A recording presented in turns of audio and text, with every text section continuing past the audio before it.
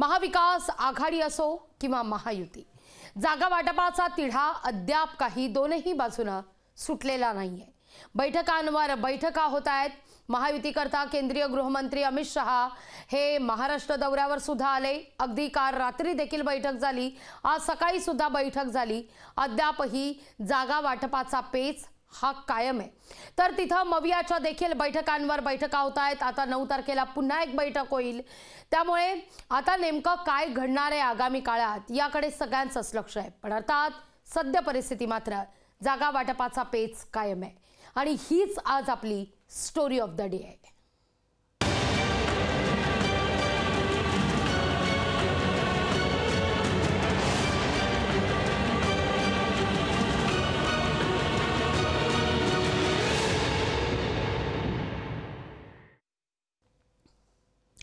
केंद्रीय गृहमंत्री अमित शहा यांच्यासोबतची महायुतीची बैठक सकारात्मक झाल्याची माहिती मिळते।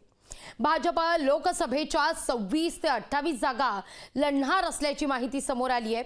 तर भाजप शिवसेनेला 13 जागा सोडणार असून राष्ट्रवादी 6 ते 8 जागांवर लढणार असल्याची माहिती मिळते। पुढील 48 तासात महायुतीच्या लोकसभा जागांच्या फॉर्म्युलावर अंतिम निर्णयाची सुद्धा शक्यता वर्तवली जाते।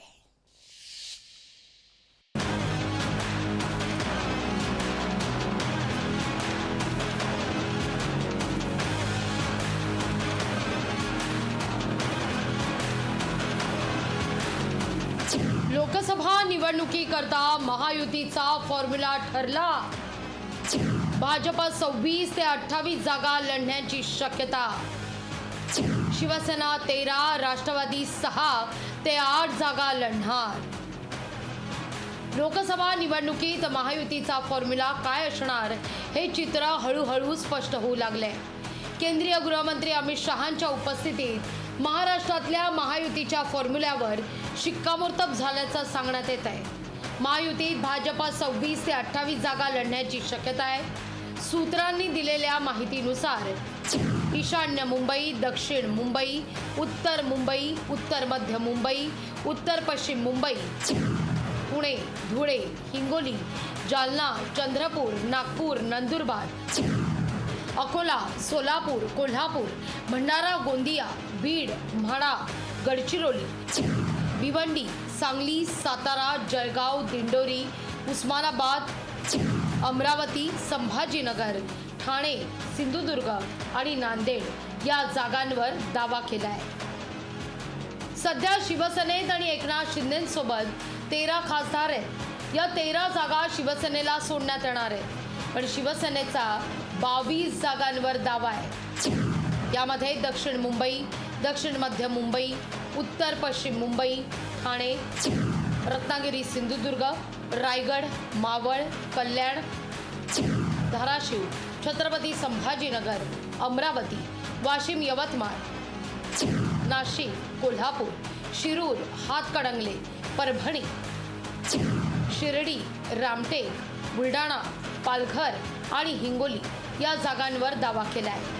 महायुतीमध्ये जे विद्यमान खासदारांच्या जागा आहेत त्या मित्रपक्षांना सोडणार असल्यामुळे एकूण 13 जागा ह्या शिवसेनेला मिळणार आहेत। मात्र 2019 ची तुलना केली तर एकूण 9 जागांवरती दावा आहे तो शिवसेनेला सोडावा लागणार आहे। राष्ट्रवादीचा एकच खासदार अजित पवारांसोबत असल्यानं राष्ट्रवादीची एक जागा पक्की आहे, पण भाजपनं राष्ट्रवादीला 6 ते 8 जागा देऊ केल्याची माहिती हाती आली आहे। राष्ट्रवादीनं बारामती, गडचिरोली, शिरूर, दिंडोरी, रायगड, सातारा, परभणी, दक्षिण मुंबई या जागांवर दावा केलाय। ज्या जागेवर एकापेक्षा अधिक घटक पक्षांनी दावा केला त्या ठिकाणी सर्वेक्षण करून उमेदवार निश्चित केला जाणार असल्याचं ठरलं असल्याचं सांगण्यात येत आहे। लोकसभेला एखादी जागा कमी पडल्यास त्याची भरपाई विधानसभा निवडणुकीत करण्यात येईल असं आश्वासन भाजपनं त्यांच्या मित्रपक्षाला दिल्याचंही सांगण्यात येत आहे। येत्या 10 ते 11 मार्चला महायुतीच्या उमेदवारांची यादी आणि जागा वाटप जाहीर होईल असं भाजपचे नेते सांगू लागले। आम्ही महायुतीमध्ये आहोत। महायुतीमध्ये भारतीय जनता पार्टी, एकनाथ शिंदे साहेबांची शिवसेना आणि अजितदादांची राष्ट्रवादी आणि आणखीन काही घटक पक्ष आहेत। या सगळ्यांचे मिळून जे उमेदवार साधारण 10 ते 11 तारखेला घोषित होतील ते घोषित झाल्यानंतर देशातील सर्व भारतीय जनता पार्टीचे कार्यकर्ते हे उमेदवार निवडून आणण्यासाठी अगदी ताकदीने आणि कसोशीने प्रयत्न करतील याचा मला विश्वास आहे. महायुतीच्या जागा वाटपात भाजपचा वर्चस्व राहणार असल्याचं सांगण्यात येत आहे. आता भाजप स्वतःकडे 26 ते 28 जागा घेणार की त्यापेक्षा जास्त जागा घेऊन मोठा डाव खेळणार हे पाहावं लागेल. चेतन ननावरेसह ब्युरो रिपोर्ट, लोकशाही मराठी, मुंबई.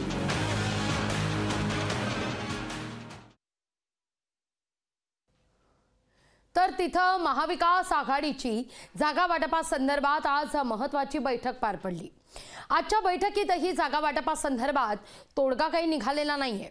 मवियाची 9 मार्चला पुन्हा बैठक होणार आहे. आजच्या बैठकीत 48 लोकसभा मतदारसंघावर चर्चा झाली असल्याचं ठाकरे गटाकडून सुद्धा आणि राष्ट्रवादी काँग्रेसकडून सुद्धा सांगण्यात येत आहे. पाहूया.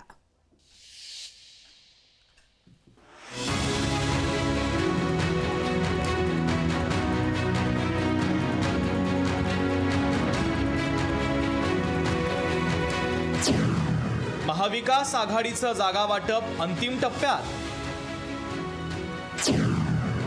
9 मार्चला जागा वाटपावर पुन्हा होणार बैठक.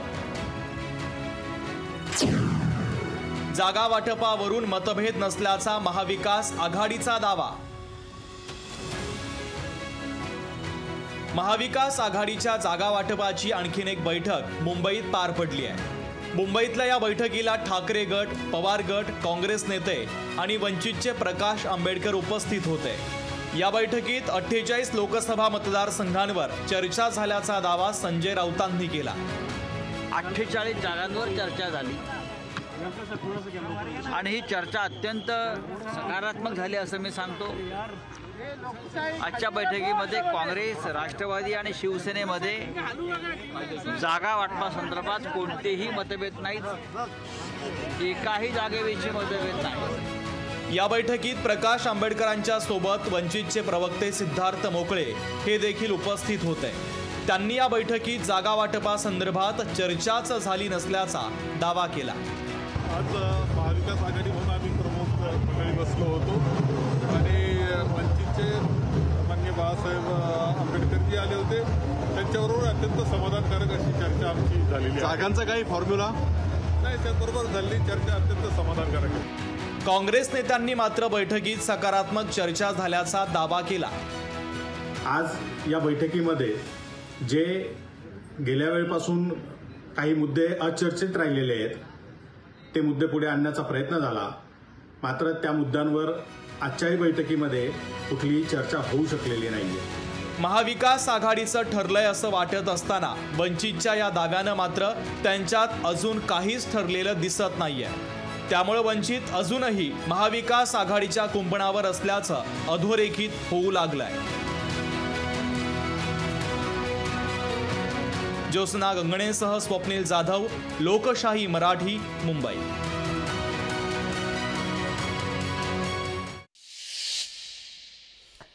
महाविकास आघाडीच्या बैठकीत जागा वाटपावर काय आणि कशी चर्चा झाली आहे हे कळायला काही मार्ग नाहीये.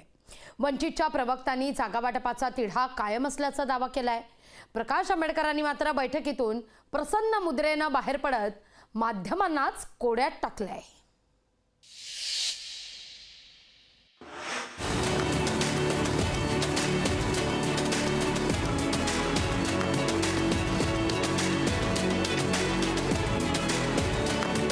चेहऱ्यावरून तुम्हाला काय दिसते? महाविकास आघाडीच्या बैठकीत जागा वाटपाची चर्चा सकारात्मक झाली की नकारात्मक हे आंबेडकरांच्या चेहऱ्यावरील हास्यावरून तरी सांगणं कठीण आहे. महाविकास आघाडीच्या जागा वाटपाच्या चर्चेत 48 जागांवर चर्चा झाल्याचा इतर नेत्यांनी दावा केला.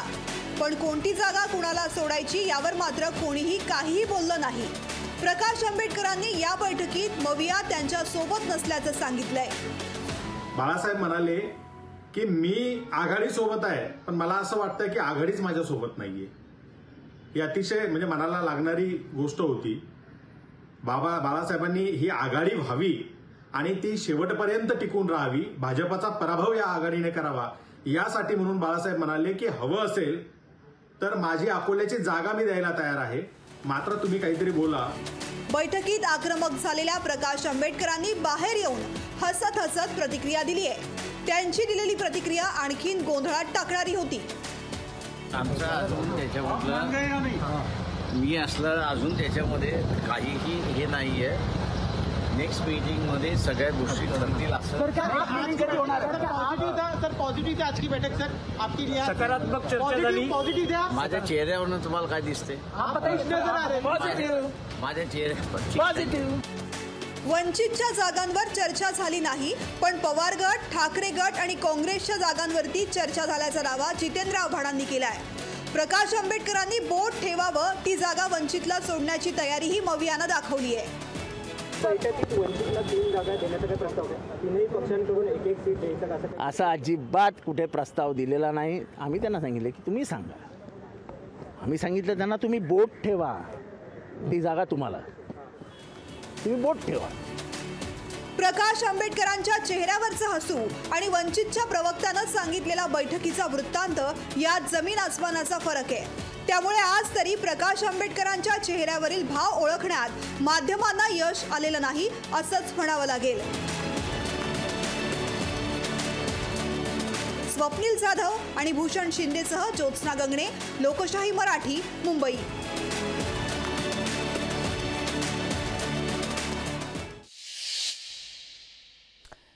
महायुतीच्या जागा वाटपात शिवसेनेला मोठं मन करावं लागणार अशी स्थिती आहे. शिवसेनेचा जागा वाटपात अवघ्या 13 जागा मिळणार असल्याचं सांगण्यात येत आहे. शिवसेनेला 13 जागा दिल्यास तब्बल 9 जागांवर पाणी सोडावं लागणार आहे.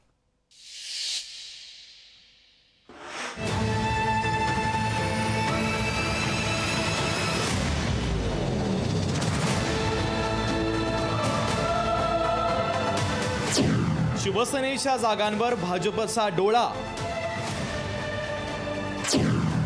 शिवसेनेला फक्त 13 जागाच मिळणार.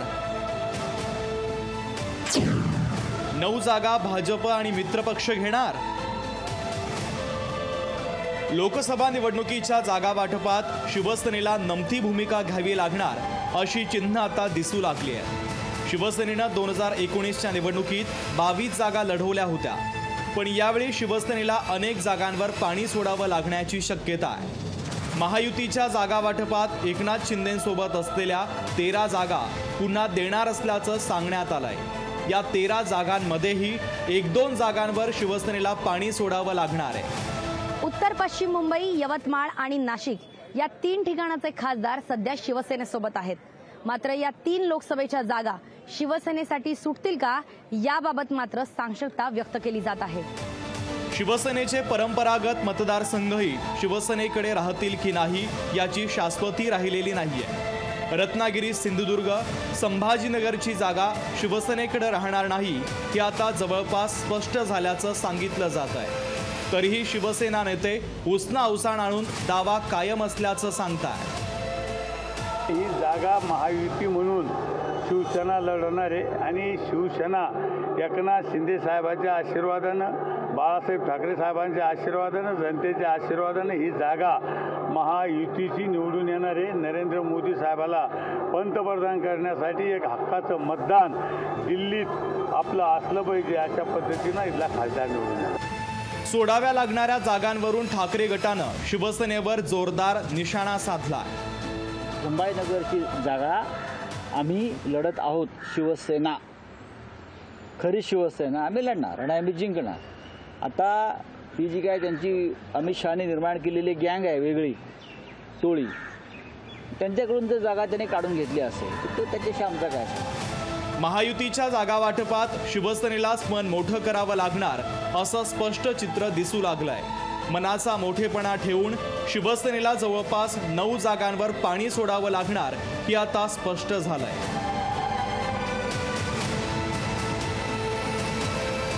संभाजीनगरहून सचिन बडेसह चेतन ननावरे, लोकशाही मराठी, मुंबई.